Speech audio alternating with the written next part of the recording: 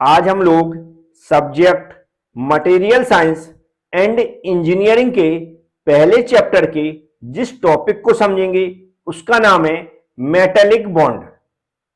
Metallic bond से पहले मैं आयोनिक बॉन्ड, कोवेलेंट बॉन्ड समझा चुका हूं। उन वीडियो को जरूर देख लें जिससे आपको मेटालिक बॉन्ड भी अच्छे से समझ में आ सके। और समझने के लिए हर बार वीडियो पूरा देखा करें और जो मैं समझाता हूं उसको भी ध्यान से सुनने की जरूरत है। तो चलते हैं, स्टार्ट करते हैं। अब आप लोग ध्यान से सुनेंगे। यहां पर लिखा हुआ है मेटालिक बॉन्ड।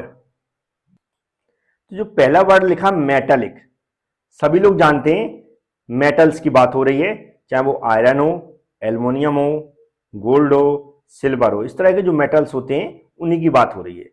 ये मेटल्स अब जब आप देखते हैं तो सॉलिड दिखते होंगे आपको। क्या आपको पता है सॉलिड होते हैं, इनके अंदर क्या होता है? मैं बताता हूं, ध्यान से सुनना है। ये जो मेटल्स होते हैं इनके अंदर होता है मॉलिक्यूल्स का कॉम्बिनेशन। मॉलिक्यूल्स जानते होंगे, परमाणु। ये जो बहुत सारे परमाणु होते हैं ये जो सॉलिड मटेरियल के अंदर क्या होते हैं, आपस में जुड़े रहते हैं। अब ये जुड़ते कैसे हैं? तो ये मॉलिक्यूल्स के बीच में फोर्स ऑफ अट्रैक्शन होता है, मतलब एक दूसरे के प्रति क्या होता है, आकर्षित होते हैं और आकर्षण बल काम करता है। ये आकर्षण बल कैसे आता है या फिर जो फोर्स ऑफ अट्रैक्शन कहां से आता है? तो जो हमारे मॉलिक्यूल्स होते हैं या परमाणु होते हैं इनमें जो आयंस होते हैं पॉजिटिव और नेगेटिव। कैसे? पॉजिटिव और नेगेटिव। तो ये आयंस जो पॉजिटिव और नेगेटिव होते हैं ये एक दूसरे के प्रति क्या होते हैं, अट्रैक्ट होते हैं और आपस में क्या होते हैं, जुड़ते हैं। और यहीं से इसी को हम क्या बोलते हैं, फोर्स ऑफ अट्रैक्शन। और आपस में जुड़ने से जो हमें सॉलिड मटेरियल दिखता है इस तरह का दिखता है। तो इसी को हम क्या बोलते हैं, बॉन्ड बोलते हैं।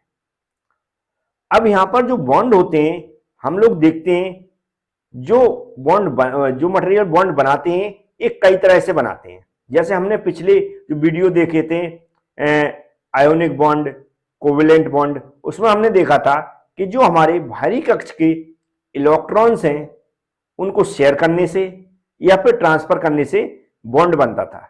लेकिन जो मेटालिक बॉन्ड है इनमें ऐसा नहीं होता है।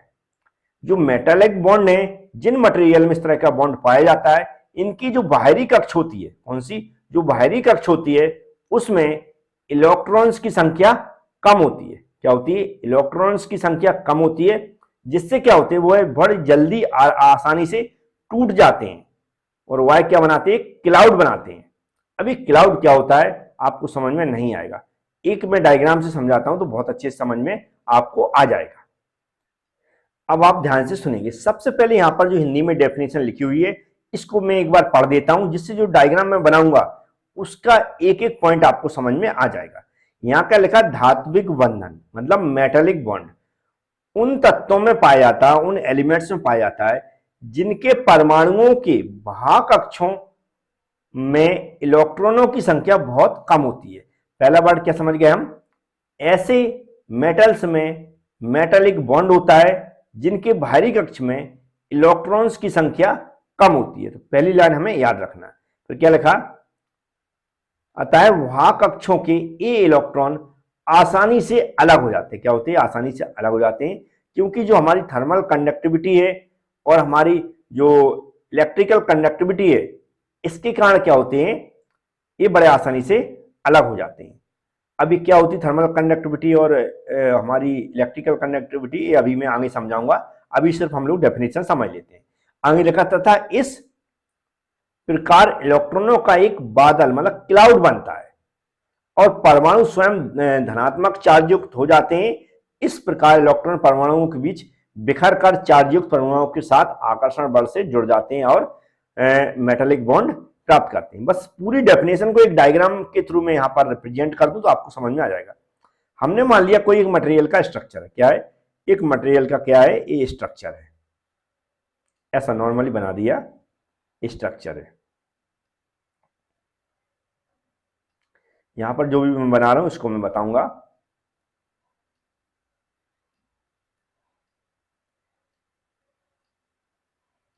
अब क्या है, ये क्या है जो मैंने डब्बे बनाए छोटे छोटे गोल गोल, ये क्या है, मॉलिक्यूल्स है। क्या है? मॉलिक्यूल्स है, परमाणु है। जब मटेरियल को हम गर्म करते हैं या इसके अंदर कोई इलेक्ट्रिसिटी फ्लो होती है, क्योंकि इनके अंदर थर्मल कंडक्टिविटी और इलेक्ट्रिकल कंडक्टिविटी का गुण होता है। तो ये क्या करते हैं, क्योंकि इनकी बाहरी कक्ष में इलेक्ट्रॉन्स की संख्या कम होती है, तो उनको क्या करते हैं, रिलीज कर देते हैं, क्या करते हैं, आसानी से क्या होते हैं, अलग हो जाते हैं। लिखा ना डेफिनेशन में, क्या होते हैं, आसानी से अलग हो जाते हैं। किसकी, इलेक्ट्रॉन्स। तो मैं यहाँ पर स्मॉल ई बनाऊंगा और छोटा सा गोला बना दूंगा, स्मॉल ई बनाऊंगा, क्योंकि इलेक्ट्रॉन्स को अलग कर रहे हैं, याद रखें, ये है, ऐसा ई बना दिया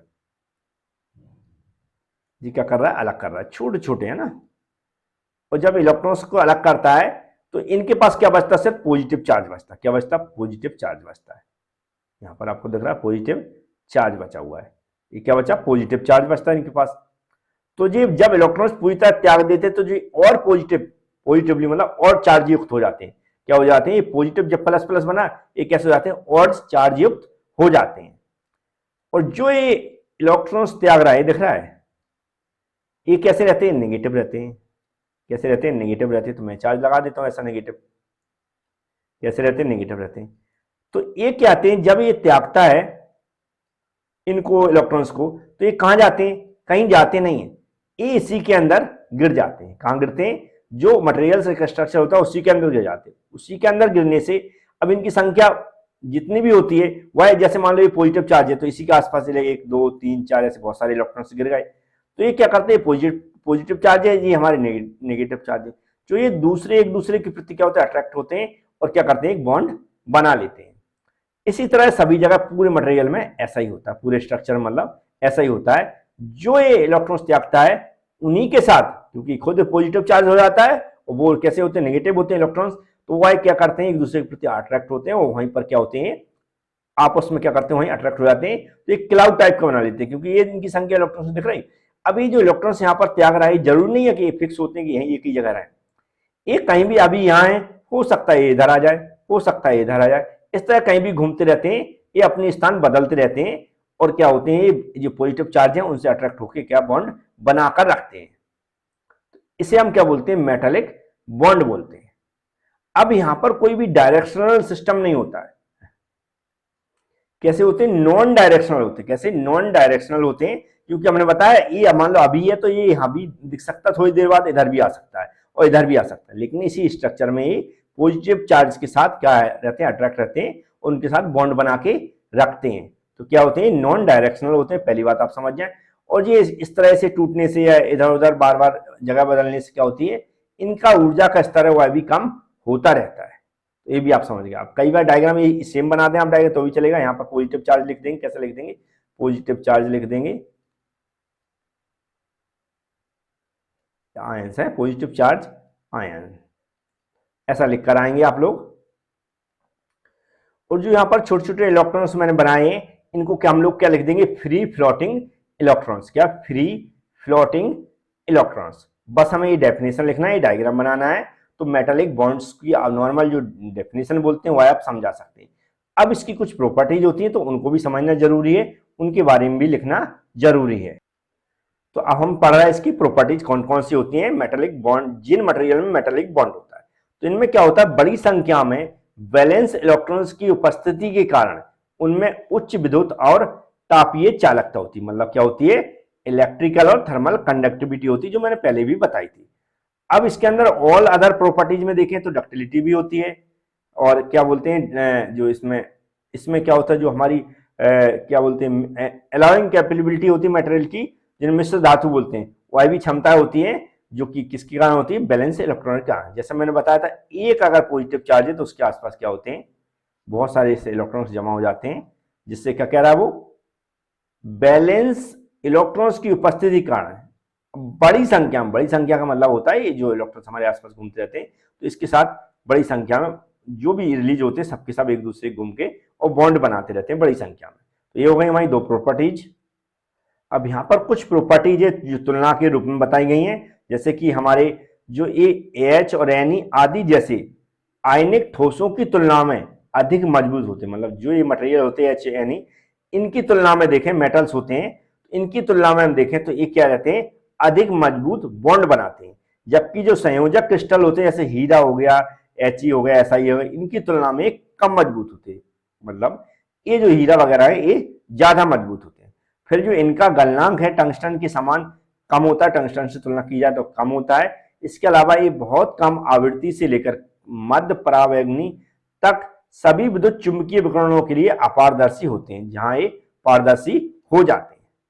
तो ये कुछ प्रॉपर्टीज भी थी। उम्मीद है मेटालिक बॉन्ड को आप एक्सप्लेन कर पाएंगे यदि एग्जाम में पूछा जाता है।